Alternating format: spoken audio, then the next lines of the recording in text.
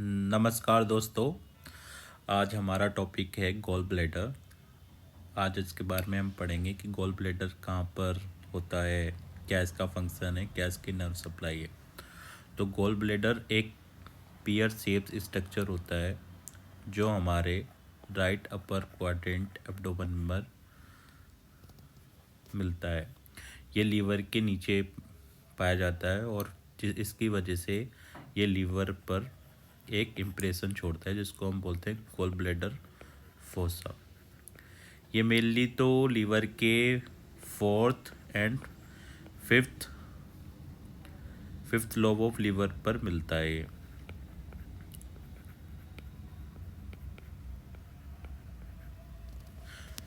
Gall bladder पियर shape का होता है जिसके 3 पार्ट होते हैं। जो सबसे डिस्टल पार्ट होता है वो फंडस होता है जो कि मोर वाइडर होता है। फिर ये ड्रेन करता है बॉडी में जो कि थोड़ा नैरो होता है फंडस की कंपेयर में। और बॉडी के बाद जो सबसे नैरो पार्ट होता है वो नेक होता है। नेक से ये हमारी सिस्टिक डक्ट है।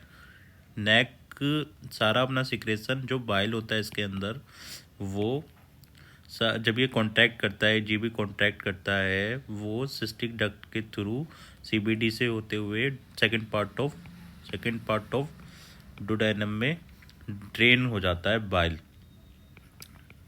सेकंड पार्ट ऑफ डुडेनम से में ड्रेन हो जाता है।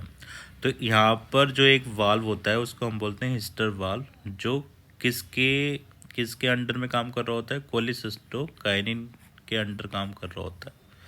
फिर एक यहाँ पे जो नेक है वो एक आउट पंचिंग बना लेता है जिसको बोलते हैं हार्ट मैन पाउच। इसमें कभी कभी क्या होता है कि स्टोन फंस जाती है, तो ये हमारा एक आउट पंचिंग को हम बोलते हैं हार्ट मैन पाउच। फिर हमारा आता है कि इसके गॉल ब्लैडर के क्या पार्ट है। ये हमारा सबसे पियर शेप जो है वो हमारा हो गया गॉल ब्लैडर। फिर हमारा आ गया नेक। नेक के बाद आ गया हमारा सिस्टिक डक्ट। ये हमारी राइट हिपैटिक डक्ट, ये हमारी लेफ्ट हिपैटिक डक्ट, दोनों मिलती हैं तो ये बनाती है कॉमन हिपैटिक डक्ट। और जब सिस्टिक डक्ट और कॉमन हिपैटिक डक्ट मिल जाती है तो ये बन जाती है CBD.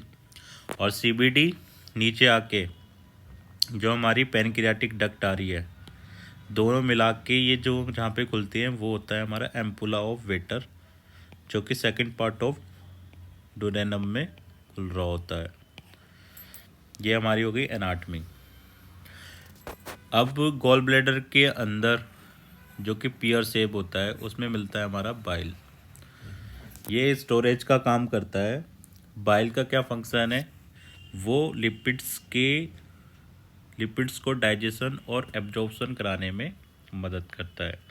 The digestive function of bile is accomplished by bile salt which emulsify fat in small intestine. मतलब कि स्मॉल इंटेस्टाइन में फैट को इमल्सिफाई करने का काम करता है, जो कि बड़े बड़े फैट को छोटे छोटे फैट में इमल्सिफाई कर देता है। बाइल जो है वो एक्सक्रीशन का भी काम करता है बिलिरुबिन और कोलेस्ट्रॉल के लिए। और जो इसका एल्कलाइन नेचर है वो स्टमक से निकलने वाले एसिड को न्यूट्रलाइज करता है। अब इसकी ब्लड सप्लाई क्या है, जो हमारा सीलियक ट्रंक है वहाँ से 3 आर्टरी निकलती है। एक निकलती है स्प्लिनिक आर्टरी, एक निकलती है लेफ्ट गैस्ट्रिक आर्टरी और एक निकलती है हमारी कॉमन हिपैटिक आर्टरी। वो एक ब्रांच देता है जो कि गैस्ट्रोडुडेनल आर्टरी होती है। और यह वाली जो होती है वो होती है प्रॉपर हिपैटिक आर्टरी। अब प्रॉपर हिपैटिक आर्टरी 2 में डिवाइड हो जाती है, राइट हिपैटिक आर्टरी और लेफ्ट हिपैटिक आर्टरी।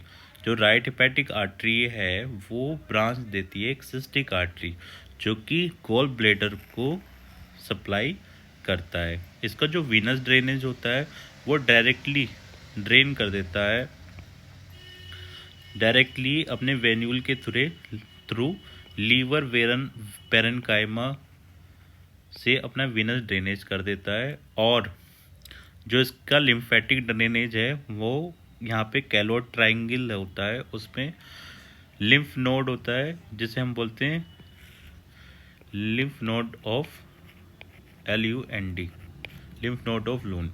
लेकिन जब जीबी का कैंसर होता है वो इसमें ड्रेन ना करके डायरेक्टली किधर फैल जाता है, हमारे लीवर की तरफ फैल जाता है। ठीक है, अब हमारा आया है कैलोट ट्रायंगल। क्या होता है? कैलोट ट्रायंगल की जो सुपीरियर मार्जिन है वो हमारी बनती है इन्फीरियर बॉर्डर ऑफ लीवर से, और जो इसकी मीडियल बाउंड्री है वो हमारी बनती है CBD ये कॉमन हेपेटिक डक्ट से बनती है, और जो इसकी लेटरल मार्जिन है वो बनती है हमारी सिस्टिक डक्ट से। कैलोट ट्रायंगल की क्या नीड है? जब हम कोलेसिस्टेक्टमी करते हैं तब हमको ये सिस्टिक आर्टरी लाइगेट करनी होती है, और सिस्टिक आर्टरी लाइगेट करने के लिए और सिस्टिक डक्ट लाइगेट करने के लिए हमें कैलोट ट्रायंगल की एनाटॉमी का पता होना बहुत ज़रूरी है। फिर हमारी आती है इसकी नर्व सप्लाई क्या है।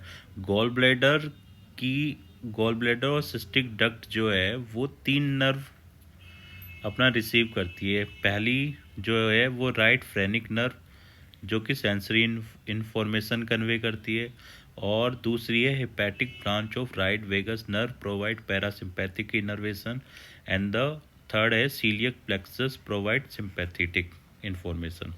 अब गॉल ब्लैडर में क्या क्या हो जाता है? जब जीबी की वॉल इन्फ्लेम्ड हो जाए और इसके आसपास फ्लूइड इकट्ठा हो जाए, किसकी वजह से? स्टोन की वजह से, तब हम उसको बोलेंगे कोलिसिस्टाइटिस। कोलिलिथियासिस में क्या होगा कि इसमें स्टोन बन जाएगी, जिसका लेक्चर हम आगे पढ़ेंगे। इसमें स्टोन बन जाने को हम क्या बोलेंगे? कोलिलिथियासिस। एडिनोमायोसिस में क्या होता है कि जब इसकी जीबी वॉल थिकनिंग हो जाती है और इसमें थोड़े थोड़े हमारे एस्कोफ नोड्यूल मिलते हैं, तो वो हो जाएंगे हमारे एडिनोमायोसिस। कोलेस्ट्रोसिस में जब जीबी वॉल में कोलेस्ट्रॉल डिपॉजिट हो जाए उसे कोलेस्ट्रोसिस। और जीबी कैंसर जब हमारा हो जाता है तो हम उसको बोलते हैं जीबी कैंसर। ये था हमारा गॉल ब्लैडर के बारे में, anatomy, blood supply, nerve supply, gall bladder disease. अब हम मिलते हैं अगली वीडियो में।